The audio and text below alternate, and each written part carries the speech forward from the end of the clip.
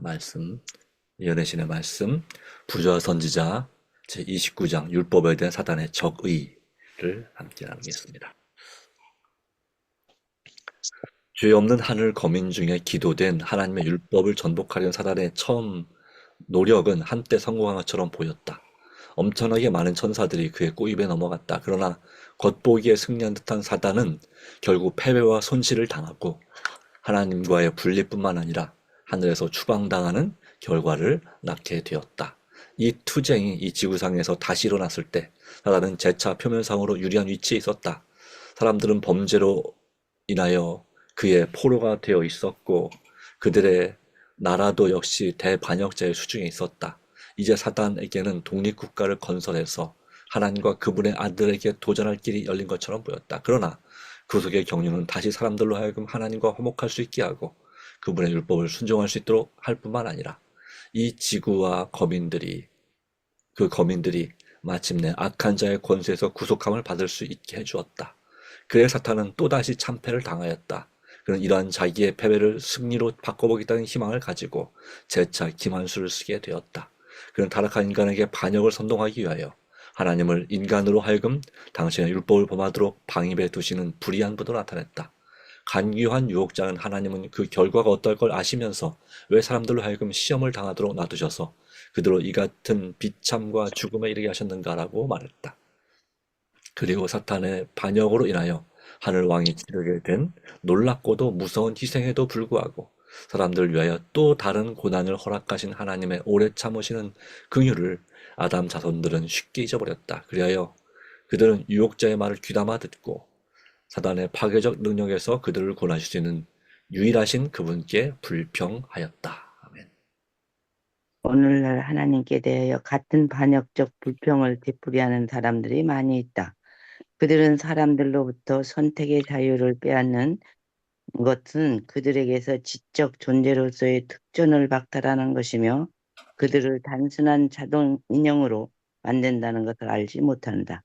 의지를 강제하는 것은 하나님의 목적이 아니다. 사람은 자유로운 도덕적 행위자로 창조되었다. 다른 모든 세계의 거민들처럼 그는 순종에 대한 시험을 받아야 하였다. 그러나 그는 악에 굴복하는 것이 불가피하게 되는 그런 의지에 결코 놓여 있지 않았다. 그, 그가 대항할 수 없는 어떤 유혹이나 시련도 그에게 오도록 허락되지 않았다. 하나님께서는 인간이 사단과의 투쟁에서 결코 패배할 필요가 없도록 만반의 준비를 갖추어 놓으셨다. 지구상의 인구가 증가함에 따라 거의 모든 세상이 반역의 대열에 가담하였다. 사단이 또다시 승리를 얻은 것처럼 보였다. 그러나 전능하신 분의 능력이 다시 우리의 역사를 단축시키거나 홍수로 이 세상에서 도덕적 부패를 깨끗이 제하셨다. 선지자는 주께서 땅에서 심판하시는 땅의 세계의 거민의 의를 배움이니다. 악인은 은총을 입을지라도 의를 배우지 아니하며 여호와의 위엄을 돌아보지 아니하는도다. 라고 말하였다. 홍수 후에는 상황은 마찬가지였다. 세상 거민들의 그분의 심판에서 놓이자 또다시 여호와께 반역하였다. 세상 사람들은 하나님의 언약과 율례를 2번씩이나 거절했다. 홍수전 사람들과 노아의 후손 모두가 하나님의 권위를 무시했다. 그 하나님께서 아브라함과 언약 관계에 들어가시고 친히 한 백성을 취하여 당신의 율법의 보관자로 삼으셨다. 사단은 이 백성을 유혹하여 멸망시키기 위하여 즉시 올무를 놓기 시작했다. 야곱의 자녀들은 이방인과 혼인 계약을 맺고 그들의 우상을 섬기도록 유혹을 받았다. 그러나 요셉은 하나님께 충실하였다. 그의 충성은 참 신앙에 대한 계속적인 증거였다. 사단의 요셉의 형들의 질투심을 이용하여 그를 이방 땅의 노예로 팔리게 모든 것은 이 빛을 꺼버리기 위함이었다. 그러나 하나님께서는 사건들을 지배하셔서 당신께 대한 지식이 애굽 백성들에게도 주어지게 하셨다. 요셉은 보디발의 집과 감옥에서 하나님을 경외하는 동시에 그의 나라의 총리 대신에 높은 자리에 오를 수 있도록 준비시켜주는 교육과 훈련을 받았다. 바로의 궁정에서 끼친 그의 가마는 온 나라에 퍼졌으며 하나님께 대한 지식은 원근에 널리 퍼졌다. 이스라엘 사람들은 애굽에서도 반영하고 부유하였으며 하나님께 충실한 사람들은 그들의 가마를 널리 끼쳤다. 우상 숭배교의 제사장들은 새 종교가 인기를 끄는 것을 보고 불안에 쌓였다. 그들은 하나님께 대한 적개심을 가진 사단의 선동을 받고 그 새 종교의 빛을 꺼버리려고 노력하였다.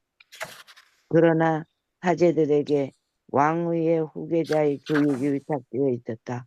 장래 군주가 될 자의 품성을 꼴짓고 이브리 백성들을 잔인하게 취급하고 압제하도록 만든 하나님께 대한 이 같은 단호한 반대의 정신과 우상 숭배에 대한 열정이었다. 아멘.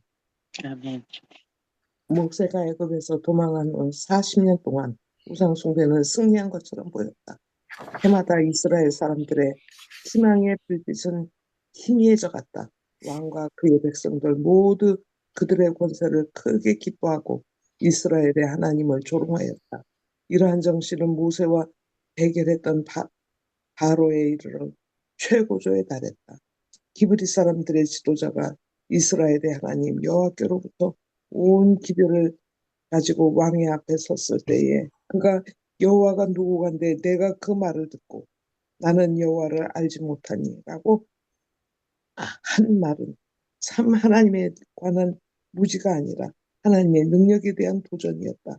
바로가 하나님의 명령을 반대한 것은 처음부터 끝까지 무지의 결과가 아니라 그분에 대한 증오와 도전의 결과였다. 애굽 사람들이 그처럼 오랫동안 하나님께 대한 지식을 거절하였으나 여호와께서는 여전히 그들에게 회개할 기회를 주셨다. 요셉의 시대에는 애굽이 이스라엘 백성들의 피난처였다. 하나님께서는 애굽 사람들이 당신의 백성들에게 베풀어 준 친절을 인하여 영광을 받으셨다. 그리하여 이제 오래 참으시고 노하기를 더디하시고 공정이 충만하신 여호와께서 각 재앙 때마다 그들에게 은혜를 받을 수 있는 시간을 주셨다. 그들이 섬겨오던 바로 그 대상물들로 말미암아 괴롭힘을 받은 애국 사람들은 여호와의 권능의 증거를 보았고 원하는 사람들은 하나님께 복종하여 그분의 재앙을 면할 수 있었다. 왕의 고검과 완고함은 하나님에 관한 지식을 널리 퍼지게 해서 애굽 사람들 중 많은 사람들이 하나님을 섬기게 만드는 결과를 가져왔다. 이스라엘 사람 백성들이 이교도와 서로 결합하여 그들의 우상 숭배를 모방할 위험이 다분하였기 때문에 하나님께서는 이스라엘 사람들이 요셉의 감화가 널리 퍼져 있는 곳 그리고 그들이 구별된 백성으로 남아있는데 유리한 환경을 가진 애굽으로 내려가도록 허락하셨다. 여기서 애굽 사람들의 야비한 우상 숭배와 히브리 사람들의 체류 후반기 동안에 그들의 학대와 압박이 그들의 마음 가운데 우상 숭배에 대한 혐오감을 일으켜주고 그들로 하여금 피난처를 얻기 위하여 그들의 조상이 하나님께로 도피하도록 이끌었어야 했다. 바로 이와 같은 하나님의 섭리를 사단은 자신의 목적을 달성하는 방편으로 삼았다. 그는 이스라엘 백성들의 마음을 어둡게 하고 이교도인 그들의 주인들의 관습을 모방하도록 이끌었다. 애굽인들이 동물을 미신적으로 숭배하는 까닭에 히브리인들은 종살이하는 동안 희생제물을 바치는 것이 허락되지 않았다. 그리하여 그들의 마음은 이러한 제사로 말미암아 크신 희생제물이신 분께로 향하지 못하였으며 그들의 믿음은 약해졌다. 아멘. 이스라엘 해방될 때 이랬을 때 이 사탄은 하나님의 목적을 좌절시키려고 노력하였다. 그는 200만 명 이상 되는 큰 백성을 무지와 미신 가운데 붙잡아 두기로 결심하였다. 하나님께서 당신의 뜻에 관한 지식을 세상에 나타내시기 위하여 한 백성을 축복하시고 번성하게 하사 지상에서 강대한 국가가 되게 하시기로 약속하고 그 백성을 당신의 율법의 수호자로 삼으시고자 하셨다. 그런데 사탄은 바로 이 백성의 마음에서 하나님께 대한 기억을 말살시킬 목적으로 그들의 어둠과 속박 가운데서 붙들어 두고자 했다. 왕의 앞에서 기적이 일어났을 때 사탄은 그 기적들의 영향력을 없애고 바로가 하나님의 최상권을 인정하고 그분의 명령에 복종하지 못하게 하기 위하여 그 장소에 와 있었다. 사탄은 하나님의 역사를 위조하고 그분의 뜻에 상응하기 위하여 본신의 힘을 기울였다. 그러나 그의 이러한 기도의 결과는 하나님의 능력과 영광이 더 크게 나타날 수 있는 길을 열어주고 이스라엘 사람들과 온 애굽인들에게 참되시고 살아계신 하나님의 존재와 주권을 더 분명하게 해줄 뿐이었다. 하나님께서는 당신의 위대하신 능력을 나타내시고 애굽의 모든 신들을 심판하심으로 이스라엘을 구원하셨다. 그 백성들의 증거 나오게 하시며 그 택하신 자로 노래하며 나오게 하시고 이는 저희로 그 윤리를 지키며 그 법을 쫓게 하려 하심이로다. 저들은 좋은 땅으로 인도하시기 위하여 하나님께서 그들을 노예 상태에서 구원하셨다. 그 땅은 그들의 원수에게 피하여 그분의 날개의 그늘 아래 거할 수 있도록 하나님께서 섭리로 준비하신 땅이었다. 그분께서는 저들을 당신께로 인도하여 그들의 영원하신 팔로 그들을 안아주시고자 하였다. 그리고 그들에게 베푸신 그들의 모든 선하심과 자비하심에 대한 보답으로 살아계신 하나님 외에 다른 신들을 섬기지 말 것과 지상에서 그분의 이름을 높이고 영화롭게 할 것이 그들에게 요구되었다.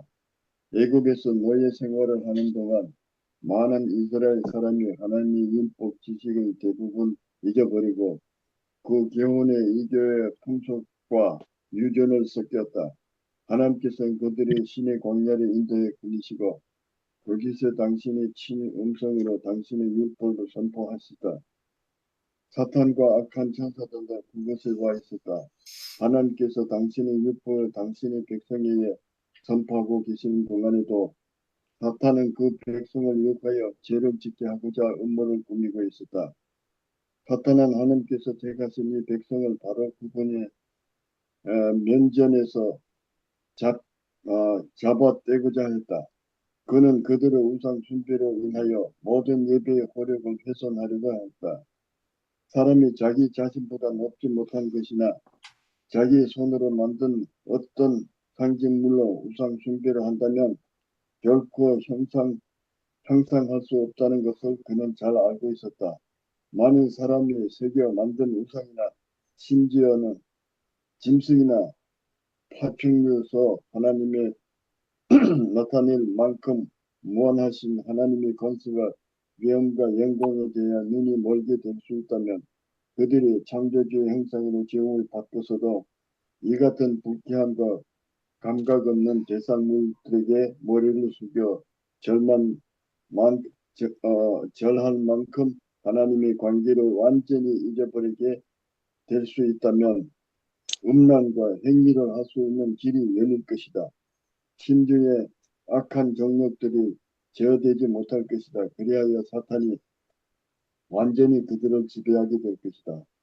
바로 신해산 기슭에서 사탄은 하나님의 율법을 정복하려는 자기의 계획을 실천하기 시작했다. 그렇게 해서 그는 하늘에서 시작한 똑같은 사업을 추진하셨다. 모세가 하나님과 함께 산에 있었던 40일 동안 사탄은 유혹과 대지와 반역을 행동하느라고 운주하였다. 하나님께서 더불어 연약을 맺으신 백성에 위탁하신 그분의 율법을 기록하고 계시는 동안 이스라엘 사람들은 여호와께 충성하기를 고하고 금으로 만든 신들을 욕하고 있었다.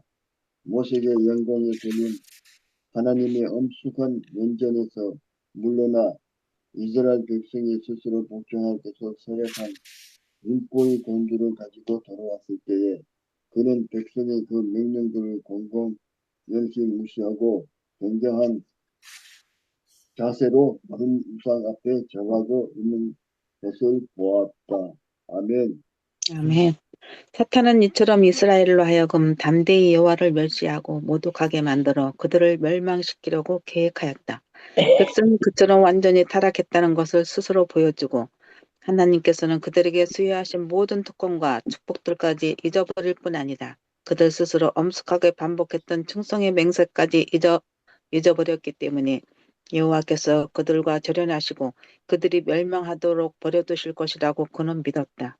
그리하여 아브라함의 후손 곧 살아계신 하나님께 대한 지식을 보존할 약속의 자손과 그 자손을 통하여 그분이 오셔서 사탄을 정복하시기로 되어 있는 참 후손이 확실하게 근절될 것이다. 큰 반역자는 이스라엘을 멸망시켜서 하나님의 목적을 좌절시키기로 계획하였다. 그러나 그는 다시 패배하였다. 비록 그들이 그처럼 죄가 많았지만 이스라엘 백성은 멸망당하지 않았다. 고집스럽게 사탄의 편에 가담했던 사람들은 죽임을 당했지만 겸비하고 회개한 백성은 자비롭게 용서되었다. 이 범죄의 역사는 우상숭배의 흉악함과 그 형벌을 증언하는 동시에 하나님의 공의와 오래 참으시는 은혜에 대한 영원한 증거가 될 것이다. 온 우주가 시내의 산 밑에 일어나 이 장면을 목격하였다. 두 개의 통치 방식에서 하나님의 정부와 사탄의 정부 사이에 현저한 대조가 보였다. 다시 한번 죄 없는 다른 세계의 주민들은 사탄의 배도의 결과와 만일 그가 지배권을 행사하게 허락되었다면 그가 하늘에 세웠을 정부가 어떤 종류의 것임을 볼 수 있게 되었다. 사탄은 사람들로 하여금 둘째 계명을 범하게 하여 거룩한 존재이신 하나님에 대한 개념을 저하시키려고 하였다. 넷째 계명을 제거함으로 그는 사람들로 하여금 완전히 하나님을 잊어버리게 하려고 했다. 이 교회 신들을 버리고 하나님을 경외하고 당신을 경배하라는 하나님의 요구는 그분께서 창조주이시며 다른 모든 존재가 생존을 그분께 빚지고 있다는 사실에 기초를 두고 있다. 성경에는 그 사실을 이와 같이 제시되어 있다. 예언자 예레미야는 여호와는 참 하나님이시요 사시는 하나님이시요 영원한 왕이시라. 천지를 짓지 아니한 신들을 땅 위에서 이 하늘 아래서 망하리라 하라. 여호와께서 그 권능으로 땅을 지으셨고 그 지혜로 세계를 세우셨고 그 명철로 하늘을 펴셨으며 사람마다 우둔하고 무식하도다.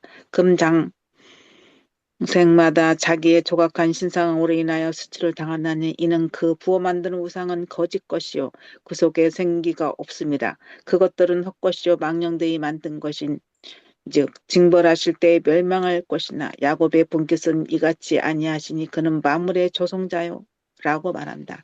하나님의 창조의 능력이 기념일은 안식일은 하나님께서 창조 천지의 조성자임을 지적한다. 그런 거로 안식일은 그분의 존재에 대한 계속적인 증거이며 그분의 위대하신가 그분의 지혜와 그분의 사랑을 상기시켜주는 방편입니다. 안식일이 항상 신성하게 준수되어 왔었더라면 무신론자나 우상 숭배자가 결코 생겨날 수 없었을 것이다. 아멘. 아멘. 아멘. 여기까지 보겠습니다. 자, 오늘의 주제는 이 금송아지 우상 숭배를 통해서 그리고 그 전에 애굽에서의 그러한 바로를 통한 이스라엘 백성은 박해를 통해서 사단의 적대감을 보여주고 있습니다. 어디에 대한 하나님과 하나님 율법에 대한 그런 적대감을 보여주고 있습니다. 죄 없는 하늘 거민 중에서 기도된 사단의 율법을 전복, 하나님께 도전할 이런 시도는 한때 성공한 것처럼 보였지만, 왜냐하면 많은 천사들이 그의 꿰매에 넘어갔기 때문에 3분의 1 정도나.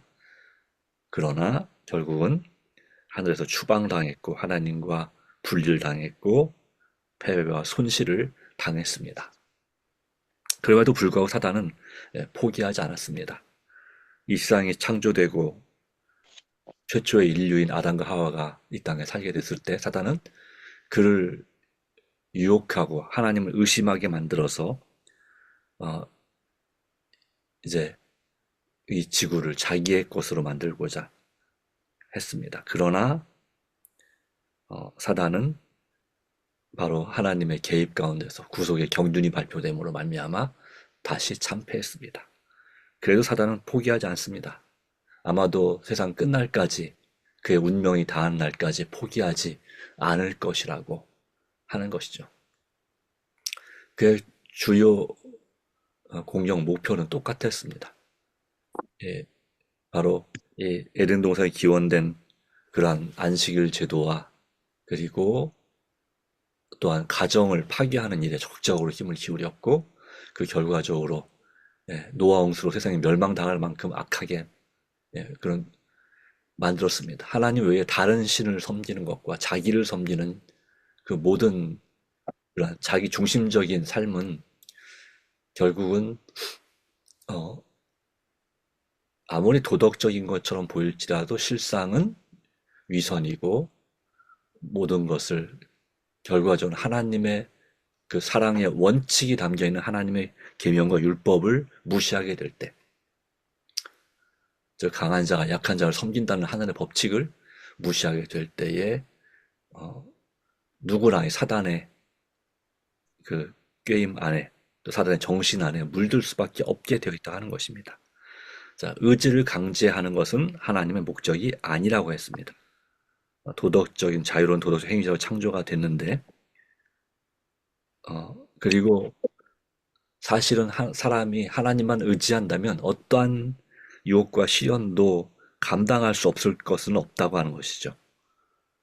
그럼에도 불구하고 많은 사람들이 사단의 반역에 가담하게 됐다고 하는 것입니다. 그래서 끊임없이 하나님께서는 하나님의 백성들을 다시 선택하고 다시 불러내실 필요가 있었습니다. 노아 홍수 이후에 아브라함을 불러내셨고 그리고 그 이스라엘 백성이 정착할 수 있도록 강성해질 수 있도록 애굽에서의 삶을 허락하셨고 그리고 애굽에서 또한 그들에 대한 사단의 공격이 시작됐을 때 다시금 하나님께서는 놀라운 역사, 바로 열 재앙을 통해서 그들을 구원해내시는 그런 일을 행하셨습니다. 그 애굽에서의 열 재앙이 이미 우리가 배운 것처럼 또 깨달은 것처럼 바로 하나님의 은혜의 시간, 은혜가 주어졌다. 각 재앙마다 은혜를 받을 수 있는 시간을 주셨다.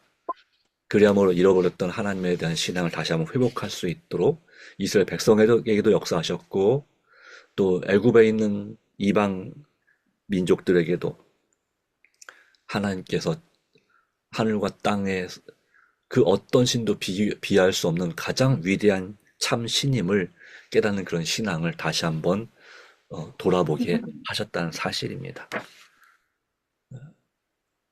그래서 우리가 욥기나 이런 책을 보는 것처럼 이스라엘 백성들 뿐만 아니라 이방에도 하나님을 정말 그 누구보다도 하나님께서 칭찬하실 만큼 신실하게 섬기는 백성들이 존재했다고 하는 것입니다. 동서양막론하고 있었습니다. 그리고 정말 양심적으로 도덕적으로 살고자 하는 사람들이 많이 있었습니다. 그러나 사단은 여전히 이스라엘을 담대히 여호와를 멸시하고 모독하게 만들므로 멸망시키려고 계획했고 그렇게 해서 참 여자의 후손인 그리스도께서 이 땅에 탄생하셔서 인류를 구원하시는 그 일을 막고자 했습니다. 그러나 하나님께서는 그들의 우상 숭배와 반역에도 끊임없는 반역에도 불구하고 그들을 멸망시키지 않았습니다. 이것은 우리에게 무엇을 보여줄까요? 오늘날에도 사단은 사람들로 하여금 둘째 계명을, 즉 우상을 섬기지 말라는 계명을 범하게 하고 그리고 그래서 하나님의 거룩한 하나님에 대한 개념을 정말 타락시키고 하나님에 대해서 함부로 대하게 만들고 그리고 넷째 계명, 안식일을 기억하고 거룩히 지키는 계명을 제거함으로 완전히 하나님을 잊어버리게 하고자 온 땅을 창조하시고 인류를 구원하신 그 그분을 잊어버리게 하고자 노력한다라고 하는 것입니다. 그래서 하나님의 지혜와 사랑과 위대하심을 확인하게 하고 그분의 존재에 대한 살아계신 하나님에 대한 거룩한 증거인 안식일을 기억하지 못하게 만드는 일에 사단이 상당한 성공을 거두었습니다. 그러나 이와 같이 말합니다. 안식일이 항상 신성하게 준수되어 왔었다면 무신론자나 우상숭배자가 결코 생겨날 수 없었을 것이다. 네, 이제 이 세상은 마지막까지 왔습니다. 이 마지막 때 가장 큰 예배의 논쟁도 사단과 하나님 사이에 또 예수님 사이에 선과 악의 또는 악과 선의 이 대쟁투의 문제도 이제 하나님의 율법과 관련된 그것이 될 것입니다. 이러한 상황에서 우리는 어느 편에 설 것인가? 그리고 무엇이 정말 영생을 위한 길인가 하는 것을 다시 한번 생각해 볼 필요가 있겠습니다. 하나님의 살아계심을 인정할 것인가? 아니면 세상의 방식과 세상신을 따라가다가 어떤 길을 사랑해 보기에 바르나 필경은 사망의 길이라는 그 말씀대로 성령을 거역하는 죄를 짓고 멸망할 것인가? 여전히 노아홍수 이전에도 은혜를 베푸셨던 하나님, 노아를 통해서, 그리고 애굽의 열지왕 가운데서도 여전히 은혜를 베푸셨던 하나님께서, 또 광야에서 이스라엘 백성들에게 여전히 은혜를 베푸셨던 하나님께서 오늘 저와 여러분에게도 은혜를 베풀고 계십니다.